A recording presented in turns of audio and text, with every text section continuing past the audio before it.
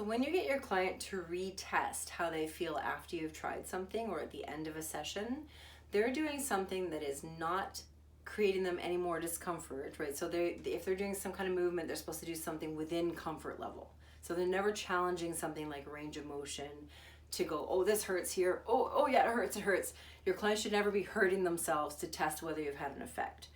So when I have my client walk back and forth and see what kind of a pain level it is, or if there's a range of motion that we need to look at, that's within their comfort level. So my client just got up after we did those techniques.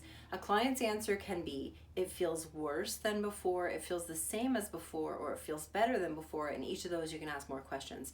Any one of those is fair game, because sometimes things can get worse before they get better. So when my client just got up and tested that out, she said, actually, it's not worse, but it's also not better. So what I'm going to do is I'm still going to stay with the referral area, but this side, her left side, was a little bit worse than the right in terms of responding to the same pressure I was inducing, but she had a jump response on this side. That was when I was working on the main reflex. I'm now going to go to the extension reflexes, and I'm going to repeat that work in the extension reflexes. So not everything is just disappears in one session. Not everything changes in one session, and sometimes things get worse before they get better. But this is the protocol, and I'm going to stick to the protocol. You might even hear me reporting afterwards that my client did not have a change with this. It doesn't mean it was the wrong protocol. Okay, so I want you guys as reflexologists to not lose heart if your client doesn't have a change in the moment or in the session, because remember that these are chronic conditions that my clients have for quite some time, and we have lots of sessions to deal with this. So I went back to the main reflex. I would say, you tell me if I'm just gliding down, tell me where it's most tender. So here, here, here, there, here, no, here. Okay, so she identified as most tender in zone 3 of the big toe. So I'm going to toe 3 in the extension reflexes, and that's where I'm now going to focus. Oh, and we just had another jump response in there. I'll go a little bit later. Was that another jump response? One, yeah. Oh, sorry. So do you want me to go quite a bit later? Is it? I think so. Okay. So this is like another, it'd be a great video for the value of the zones in the main head and neck reflex, where each main toe is divided into 5 subzones.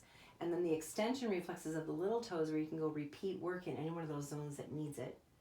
Because this third zone toe represents the zone of her big toe that was more reactive, and it obviously is reactive. It has some tenderness, so she can feedback. And also within certain lines that I'm doing, my client can tell me, she just said it's right there. So we just identified an area within that extension reflex. So I'm going to hang out there. I'm just going to give it some pressure, but watching my client. I know we're just kind of bordering on, she's relaxed but aware. She's kind of like, she knows those are tender areas. So this is our treatment part. We would never have a 45-minute to an hour session with this much pressure. Okay, but we are working on specific reflexes that are tender for a reason. How are you for breathing? You breathing? Okay, and how's this for pressure? Do you want me to go later still? No. Okay. How do you know it's good pressure for you? Because I'm not tensing up, Okay. but I can still feel it. Okay.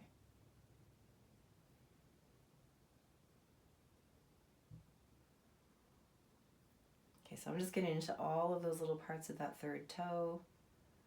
There definitely are areas that are more tender than others within that same toe. Okay.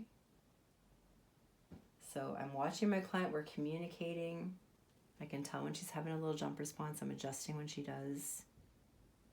But I don't want to abandon working on this toe because this one's obviously in need of some extra love, extra reflexology love.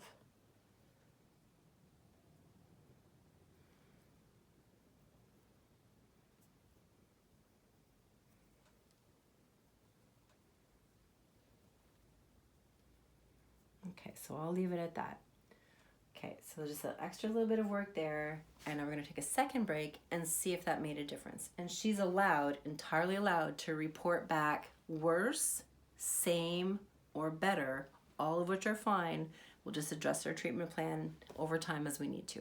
So here we go for a recheck.